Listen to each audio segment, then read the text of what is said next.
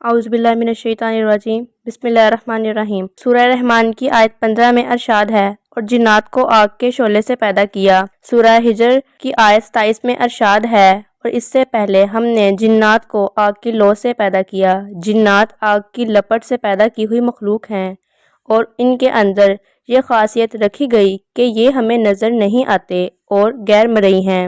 سورہ اعراف کی آیت 27 میں ارشاد ہے کہ اس کی قوم وہاں سے دیکھتی ہے جہاں سے تم انہیں نہ دیکھ سکو۔ جنات کو اللہ تعالیٰ نے بہت سی صلاحیتیں دے رکھی ہیں جو انسانوں سے مختلف ہیں۔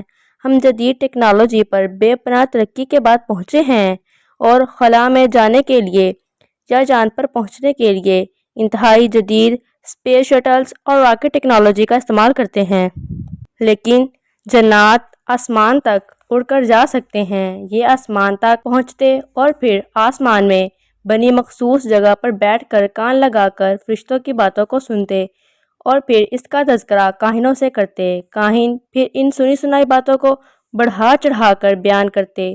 یہ واقعہ بعثت نبوی سے پہلے کا ہے۔ اب جب بعثت نبوی کے بعد نزول قرآن کا سلسلہ شروع ہوا تو آسمانوں پر بہت سخت پہرے بٹھا دیے گئے۔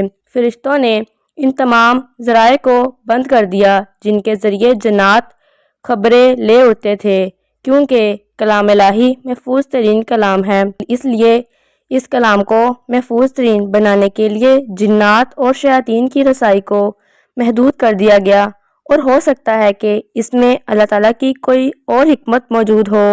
بہرحال جنات اپنی قوم سے اس بات کو بیان کرتے کہ آسمانوں میں بہت پہرے بٹھا دیے گئے ہیں اور آگ کے بہت سخت شعلے تعاقب میں آتے، اور یہ شعلے سخت ہونے کے ساتھ ساتھ ایسے ہیں جن کا نشانہ بھی قطع نہیں ہوتا۔